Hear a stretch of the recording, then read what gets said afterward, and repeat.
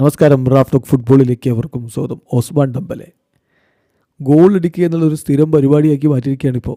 ഇന്നലെയും ബ്രൈസ് ഏകപക്ഷീയമായ 3 ഗോളുകൾക്ക് യുവേഫ ചാമ്പ്യൻസ് ലീഗിൻ്റെ പ്ലേ ഓഫ് ആദ്യ പാദത്തിൽ PSG ബ്രസ്റ്റിനെ പരാജയപ്പെടുത്തിയിരിക്കുന്നു. കളിയുടെ 21-ാമത്തെ മിനിറ്റിൽ വിറ്റീഞ്ഞ പെനാൽറ്റിയിലൂടെ ആദ്യ ഗോൾ കണ്ടെത്തിയപ്പോൾ ഡെമ്പലെ 45-ാമത്തെ മിനിറ്റിലും 66-ാമത്തെ മിനിറ്റിലും ബാക്കി ഗോളുകൾ അങ്ങ് നേടി.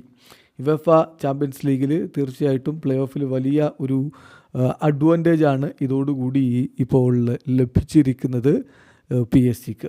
ഇപ്പോൾ അദ്ദേഹത്തിൻ്റെ ഈ ഗോള് അതോടൊപ്പം അദ്ദേഹം നെയ്മർക്കും എംബാപ്പയ്ക്കും ഒപ്പം ഒരു റെക്കോർഡിലെത്തിയിരിക്കുകയാണ്. നോക്കുക, ഇപ്പോൾ ബ്രൈസ് നേടിയതോടുകൂടി 2025 8 കളികളിൽ നിന്ന് 15 ഗോളുകളാണ് അദ്ദേഹം നേടിയിരിക്കുന്നത്.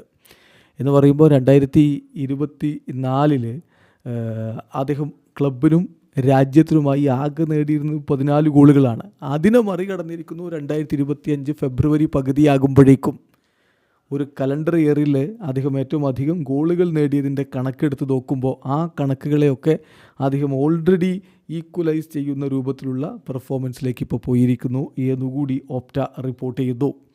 കഴിഞ്ഞില്ല, നെയ്മർ ജൂനിയറെയും അതുപോലെ കിലിയൻ എംബാപ്പയെയും അദ്ദേഹം ഈ കാര്യത്തിൽ ഒപ്പം പിടിച്ചിരിക്കുകയാണ്. അതായത് തുടർച്ചയായിട്ട് PSG-ക്ക് വേണ്ടി 8 മത്സരങ്ങളിൽ ഗോൾ അടിക്കുക. ആ കാര്യത്തിൽ എംബാപ്പയ്ക്കും നെയ്മർക്കും ഒപ്പം എത്തിയിരിക്കുകയാണ് ഇപ്പോൾ Ousmane Dembele. Osman Dembele has scored in each of his last 8 matches in all competition, equaling the best run in history for a PSG player.